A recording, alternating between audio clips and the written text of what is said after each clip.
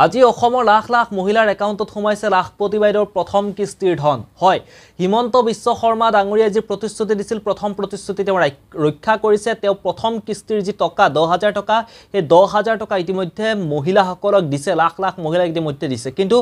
যদি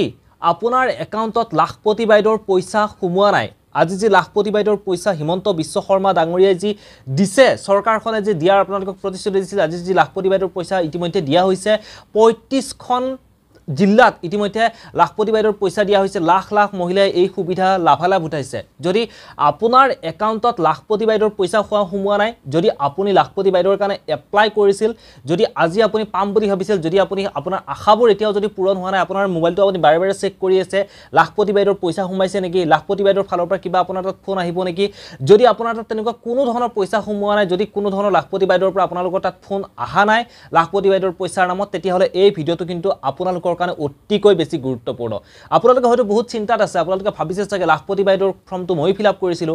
আন সকলে যে লাখপতি বাইদেউৰ পইচা পালে আজি ইমানখন জিলা লাখপতি বাইদেউৰ মহিলাসকলক যিসকলে এপ্লাই কৰিছিল তেওঁলোকক পইচা দিছে মোৰ একাউণ্টত কিহৰ কাৰণে পইচা সোমোৱা নাই মই লাখপতি বাইদেউৰ পইচাখিনি মই কেতিয়ালৈকে পাম লাখপতি বাইদেউৰ পইচাৰ লাভালাভ মই কেতিয়া উঠাব পাৰিম বুলি হয়তো আপোনালোক সকলোৱে অপেক্ষা কৰিছে সকলোৱে হয়তো ভাবিছে আৰু যিসকলে লাখপতি বাইদেউৰ পইচা পাইছে তেওঁলোকৰ কাৰণে ভাল খবৰ মুখ্যমন্ত্ৰী ডাঙৰীয়াই কৈছে যে লাখপতি বাইদেউৰ পইচা পোৱাৰ লগে লগে আপোনালোকে মোবাইল কেতিয়াও কিনি নলব বহুতে লাখপতি বাইদেউৰ যেতিয়া প্ৰথম 10000 টকা পাব তেওঁলোকে ভাবিছে মোবাইল এটা কিনি লওঁ ধুনিয়াকৈ মোবাইলটো কিনো তেনেকৈ চলি যাম যেহেতু প্ৰথম 10000 টকাৰ একো হিচাপ নিকাচ দিবই নালাগে যদি আপোনালোকে এই 10000 টকাটো যদি আপোনালোকে মোবাইল কিনি খৰচ কৰি দিয়ে পিছৰ সময়খিনি কিন্তু আপোনালোকৰ অসুবিধা হ'ব গতিকে 10000 টকাটো আপোনালোকে কিবা এটা ভাল কামত ইনভেষ্ট কৰক যাৰ পৰা আপোনালোকে সেই 10000 টকাটো দুগুণ কৰিব পাৰে কাৰণ প্ৰথম কিস্তিৰ টকাহে 10000 টকা আপোনালোকে যদি 10000 টকাটো ভালকৈ ব্যৱহাৰ কৰি দেখুৱাব পাৰে চৰকাৰখনক তেতিয়াহলে কিন্তু আপোনালোকৰ একাউণ্টত নেক্সট কিস্তিত কিমান টকা সোমাব হে আপোনালোক সকলোৱে হয়তো গমে পায় যিসকলে গম নাপায় তেওঁলোকক জনাই দিওঁ আপোনালোকে পাব 25000 টকা 25000 টকাখিনি যদি আপোনালোকে ভালকে কামত ব্যৱহাৰ কৰে যদি আপোনালোকে দেখুৱাব পাৰে তাৰ পাছত আপোনালোকৰ একাউণ্টত সোমাব 50000 টকা কেনেকৈ আপোনালোকক লাখপতি বনাব পইচা দি গতিকে আপোনালোকে যি পইচা পাইছে হেয়া পইচা আপোনালোকে কিন্তু সৎ কামত ব্যৱহাৰ কৰক মুখ্যমন্ত্ৰী ডাঙৰীয়াই যিদৰে কৈছে আপোনালোকে মোবাইল কিনি কিন্তু হেনুকা অবাবত সেই 10000 টকাটো আপোনালোকে খৰচ নকৰিব ভাল কামত আপোনালোকে ব্যৱহাৰ কৰক যৰ পৰা আপোনালোকে টকাখিনি দুগুণ কৰিব পাৰে এতিয়া মহিলাসকল বেছি সংখ্যক মহিলাই টেনচনত পৰিছে যে মোৰ একাউণ্টত দেখোন লাখপতি বাইদেউৰ পইচা সোমোৱা নাই মইতো এপ্লাই কৰিছিলো